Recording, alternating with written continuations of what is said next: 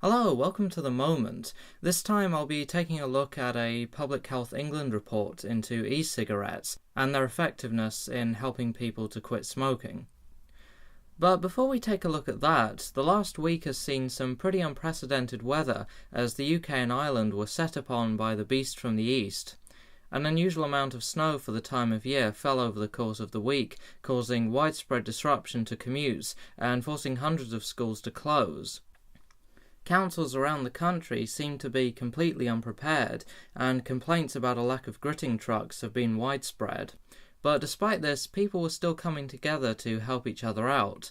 Local kids were seen digging people's cars out of the snow, and advice on school closures was being spread around on social media. It's always good to see that people will take the opportunity to do good things for others when the systems that are put in place to help don't.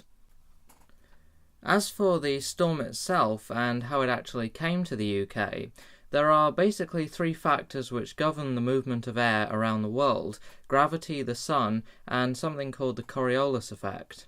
The Met Office has a page on their website where they talk about what the Coriolis effect is. They say, quote, "The Earth's rotation means that we experience an apparent force known as the Coriolis force. This deflects the direction of the wind to the right in the northern hemisphere and to the left in the southern hemisphere. This is why the wind flow around the low and high pressure system circulates in opposing directions in each hemisphere. This deflection is a major factor in explaining why the wind blows anti-clockwise around low pressure and clockwise around high pressure in the northern hemisphere and vice versa in the southern hemisphere. Without the Coriolis effect, air would simply pass directly from areas of high pressure to areas of low pressure." The Conversation, a journalistic website, has an article that explains further. They say, quote, "In the northern hemisphere, the interaction between the Coriolis effect and the circulation systems produces the northern polar jet stream, high-altitude currents of air blowing eastwards, moving weather systems around the globe. This causes the UK's prevailing westerly and southwesterly winds, which usually draw weather systems from the relatively warm Atlantic and shield us from cold air masses to the east. But the shape of the jet stream is not rigid. Occasionally, the stream's path can become so twisted that it folds back upon itself, reversing the direction of the prevailing wind and drawing in cold air from the east. And this is how we ended up with the atypical weather over the previous several days. And it may go some way to explaining why it seems that local governments weren't prepared to deal with it.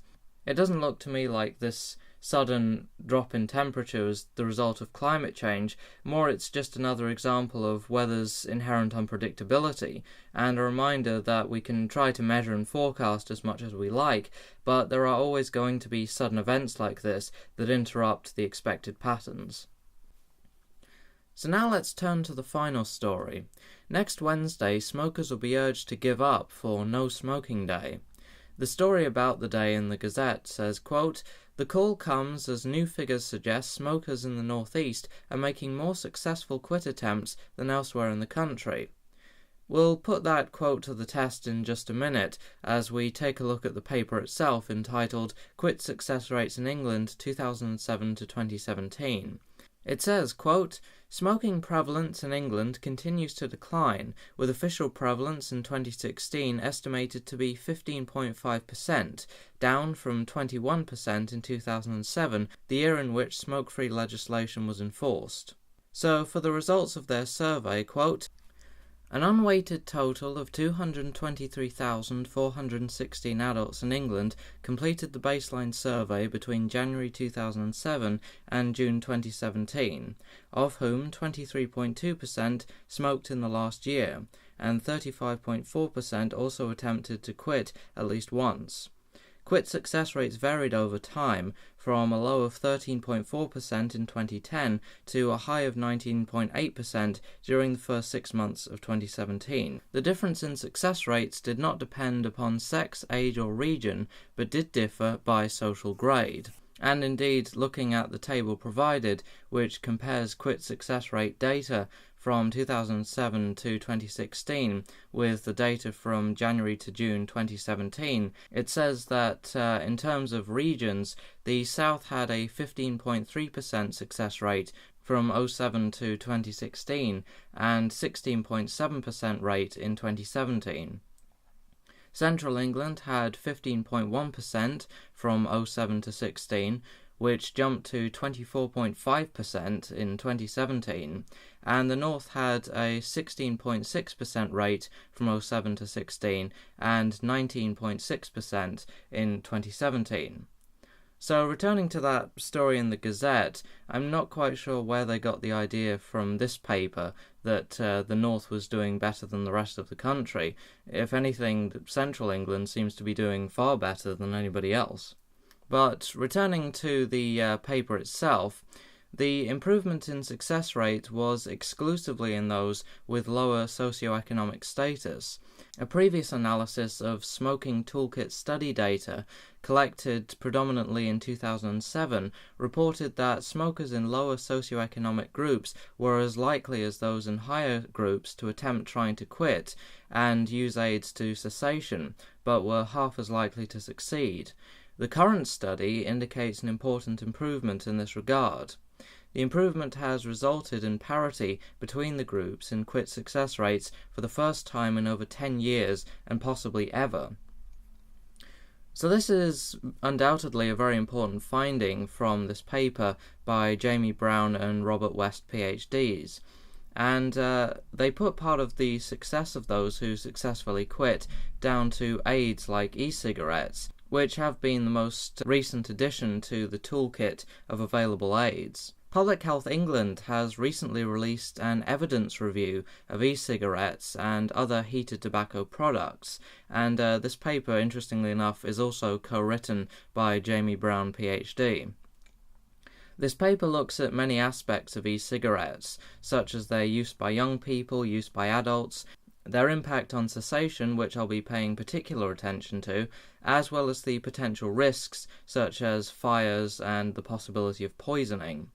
So I'll start by taking a look at that latter section on poisoning, fires and explosions. The section uses National Poisons Information Service data, the NPIS being the UK's Poison Inquiry Service.